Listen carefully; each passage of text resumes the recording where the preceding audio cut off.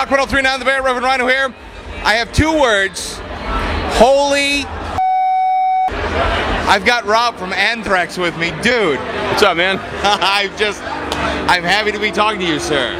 Awesome. I mean, it's one of the goals in life to talk to Anthrax, and here you are. And incredible, man. Just incredible. The new album, Worship Music, very phenomenal.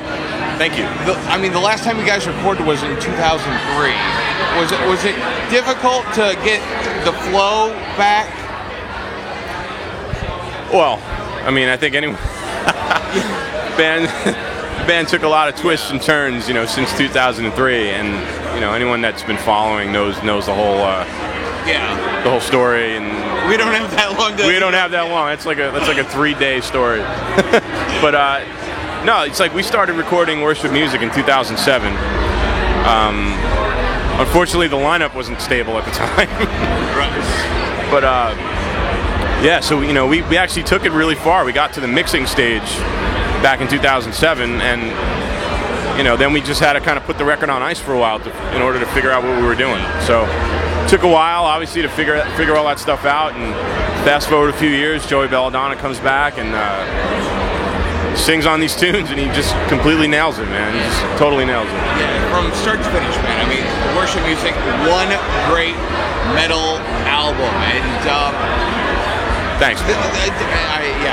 The state of rock, though, right now, how do you feel about it? Because I know there's like a lot of rock stations going away, and like this American Idol, and the pop music's trying to become popular. What do you think can like the state of rock do to like gain back, listeners? You're talking about the state of rock radio. Yeah, rock radio. Yeah. Radio is an interesting thing because I don't really listen to radio at all. I live in New York City. We don't even have a rock station. Yeah. We have a classic rock station. Very good friend of mine, Carol Miller, is one of the DJs up there. But yeah, we don't have like a modern rock station at all. So I don't listen to the radio, and I'm never home anyway. So yeah, you're always on the road.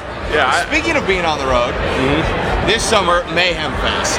Yeah, that's gonna be killer. You, Slipknot, Motorhead, Slayer. Yep. Are you looking forward to that? It's going to be a blast. Yeah, absolutely. We're really excited about that. We're headlining one of the stages, and it's just going to be sick. Is there anything you're really looking forward to? Like, what's the rest of your summer looking like? I should say after Mayhem. After Mayhem, well, after today, at the end of this month, we go to Europe to do all the summer festivals over there. Then we come back here to do the Mayhem tour. There's been some talk about some other things that I'm not sure if I could speak about right now. But yeah, we're just super busy right now. Super busy. Now, you've been to Europe, you've been to the United States, and I know like the European crowds are a lot larger for some of the festivals. Well, the festival thing here in America I feel like it's just now starting to catch on, whereas in Europe, they've been doing it for years. Right. Forever. Like hundreds of thousands of people come out. Yeah, no, of course. And, here in America, I guess it kind of started with the whole Ozfest thing, a few years ago. And now it's just, like you got things like Rock on the Range, we got the Mayhem thing happening, there's a few other things. But yeah, I feel like, in America's actually getting really cool now with all these festivals, because for a long time it was just really bleak. It was lame, because Europe always had these amazing lineups and all these great shows, and it's an event. These people travel from all over the place to go to this event, and it's killer. You've been in the music industry for over 30 years. You've played with Metallica and Slayer, Megadeth. You're considered one of the big four. How does that feel to you? I mean, for me, it's surreal.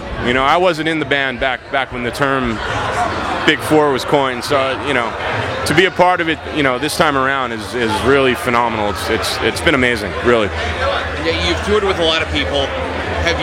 Is there any one band that you haven't been able to tour with that you really want to? I can think of a million bands.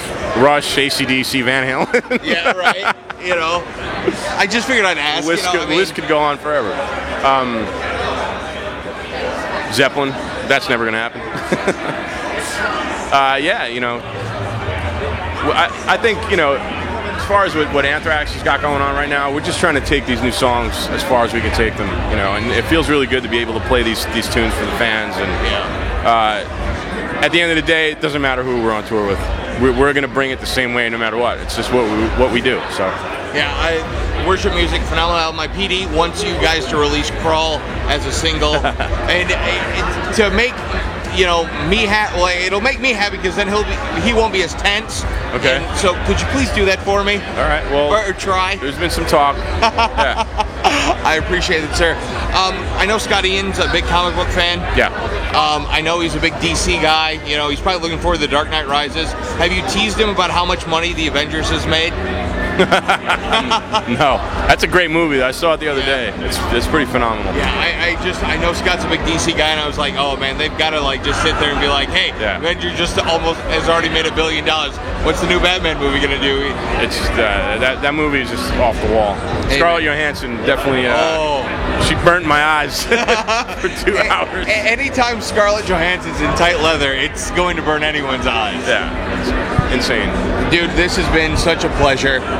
Thank you very much. Thank you, man. I can't wait to see you guys on Mayhem. I really can't. It's going to be phenomenal.